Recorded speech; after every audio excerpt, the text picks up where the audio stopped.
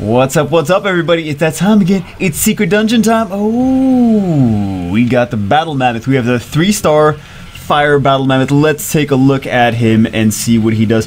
We have this from December 18th. So basically, hold on. Yeah, by the time you guys are seeing this video, we'll have it. Okay, so we have this December 18th to December 21st.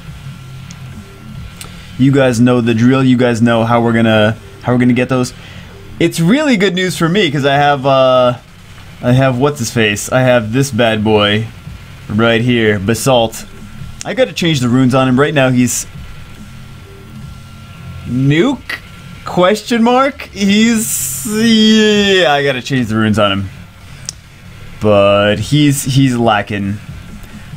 But I did want to skill him up. I'm very excited about that. I have to go back to his old runes. His old runes were doing better. So let's take a look at the these guys and see, where are you? Where are you, Granite? Okay, so let's take a look at Granite. Ooh, nice and hairy. Very nice. Big nice tusks. Very manly monster. Okay. Who gives a shit if it's a manly monster? We got the provoke first skill. Alright. It's actually not bad. We have the battle stomp. It's not bad until you're like provoking a Camilla. A crit Mila. We have the let's see, what else? We have battle stomp. Stomps to attack all enemies, decreases their attack gauge by 25% with a 50% chance. Damage proportionate to my max HP. So a tank that does damage based on his max HP. Okay, I don't know the multiplier on this off the top of my head, but decrease. It's an AoE attack gauge decrease, but it's only 25%, which is kind of a bummer. Okay, what do we have here? Enter battlefield, attacks with another ally and weakens the defense for 2 turns with a 75% chance. The damage is proportional to my max HP. So we gotta take a look at the. He scales based on his HP. He's an HP monster. He provokes. He does damage based on his HP here, AoE damage, and he does the same thing here. Now this could do, because it's going to weaken defense and then attack right again with both of those monsters, himself and another one on top of the weakened defense. I've seen this do good damage, but I've seen this do good damage in TOA hard.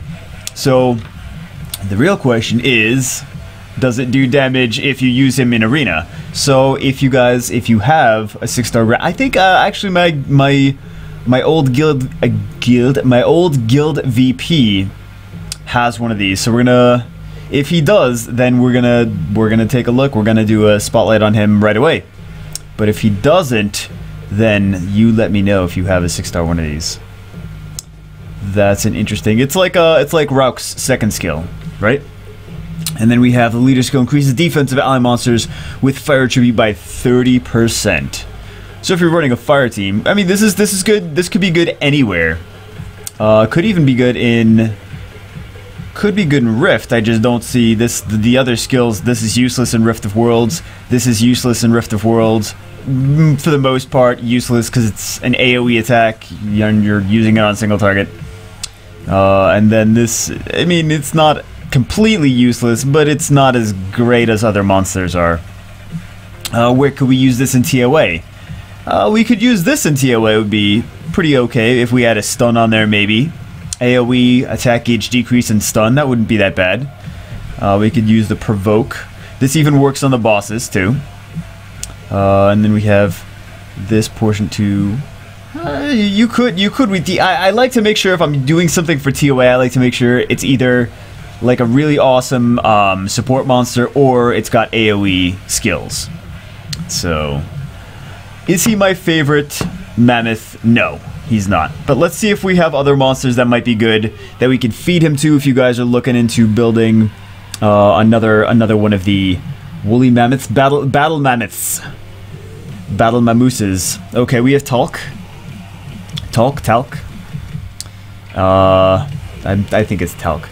Like talcum powder.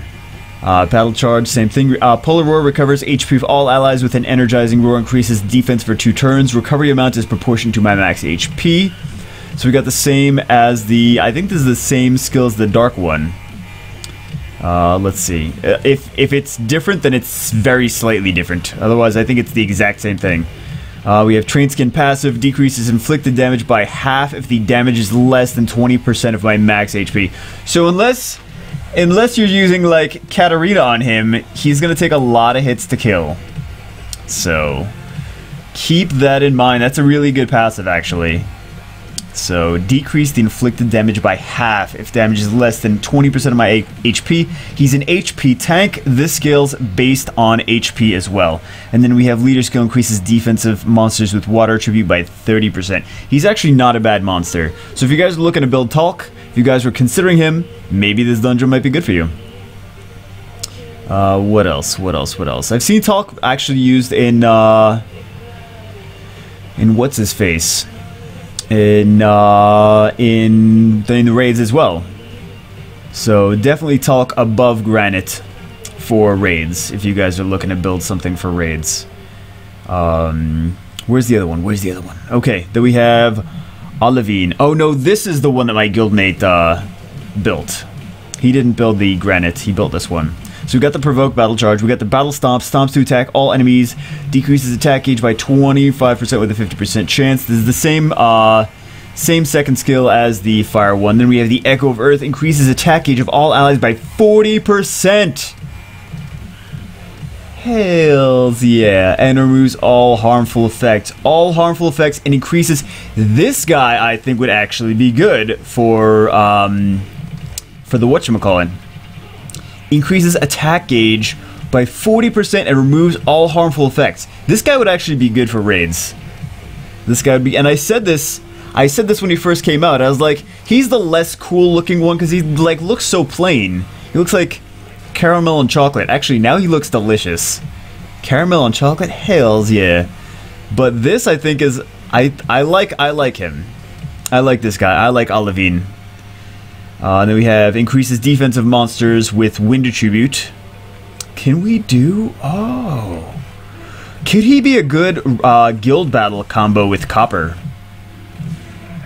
We have defense buff leader skill. Yeah, maybe. Maybe. He could be good. He's got a heal on him. He's got a... No, he doesn't have a heal on him. Never mind. Never mind. He doesn't have... Wow. Never mind. No heal. Alright. And then we have... So, Olivine I like. Who else? Where's the other one? So we got Marble. Provokes with the first skill. Second skill is the Battle Stomp, the same. Heavy Impact. Great damage by crashing into the enemy with his tusks. The damage is proportionate to my max HP and the enemy's max HP. So this actually does a whole bunch of damage against like the Hall of Water boss and things like that. I don't have one. I'm going from what you guys have told me. That he's awesome and he does a ton of damage and you love him so much. So take that into consideration. I've heard so many good things about him. I do have, however, we'll talk about this guy, Basalt, which is my bae. We got the Provoke over here. We have the Polar Roar. It's the same as Talc. It's going to increase defense and recover HP. But his third skill is based on defense, and this one is based on HP. So you could do him like as a hybrid, like speed defense HP, HP defense HP, defense HP HP. You could put accuracy on there. You could put speed defense accuracy, speed HP accuracy. You could put you could make him rage and go defense. Crit damage defense. That's for the nuke for the Hell Stomp. We did a video on it before so you guys can see how much damage this does with the defense breaks, but it does a pretty significant amount of damage. I just don't have enough crit damage for mine, and I don't have enough skill ups. I don't have enough skill ups yet. This inflicts damage to all enemies proportionate to my defense and decreases the attack gauge by 35%. This is a nuke. I have to get mine on better runes if I want them to work well. But I was considering taking Copper's runes off and putting them on Basalt, but then I was like, no, I can't take them off. So I was like, oh, just... But then again, I still don't know how I want to, how I want to rune Copper. I mean, want to rune Basalt. There's just so many options. He's very flexible. You would think that he's not flexible because he's a giant woolly battle mammoth, but he does a lot of yoga. He does hot yoga.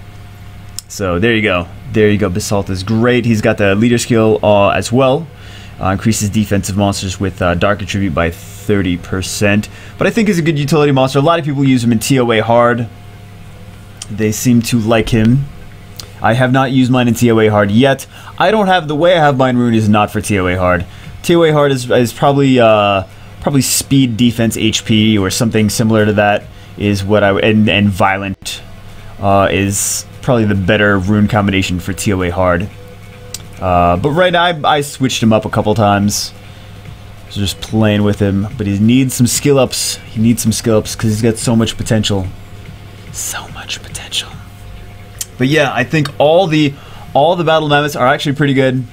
The fire one is probably the least good of all of them, but if you have other ones that you're looking for and you're looking to use as skill ups, you can use them for different things. You can use I've seen people do the Talc in arena defense and do pretty well with him.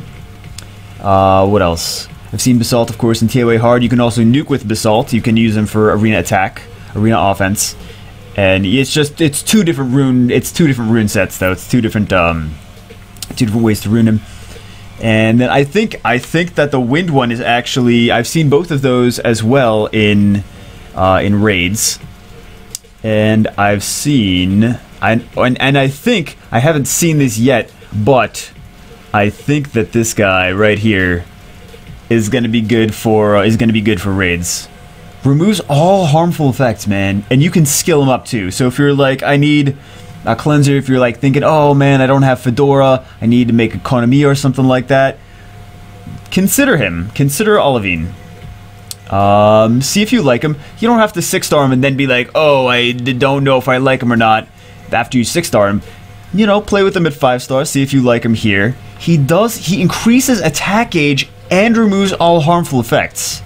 Both. Which is nice, because, I mean, you can put immunity on. The immunity seems to work weird in raids anyway. Like, it doesn't work as much as it should. But it's all about that cleanse. It's all about that cleanse, baby. But I think he could, I think he might be a sleeper that might be actually pretty good for raids. Yes, sir. This doesn't really do much for raids, but I think this one does. This one does. Could be nice. Could be nice. All right, guys. That's it for the battle mammoth. The battle mammooses. Like I said, I don't think the fire one is the best of them. I think he's the weakest one, but you can still use him for skill ups, or maybe you're like, no man, I really want to build the fire one. Maybe you like his third skill. It's a defense break and attack from two different monsters, so it could work. It could work. You never know. I've seen it hit hard in TOA hard, but I haven't seen it hit hard in arena offense. No one's really using it for that.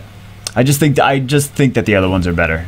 So hope you guys enjoyed the video, and if you guys are looking forward to the Battle Mammoth Secret Dungeon, like I am, of course.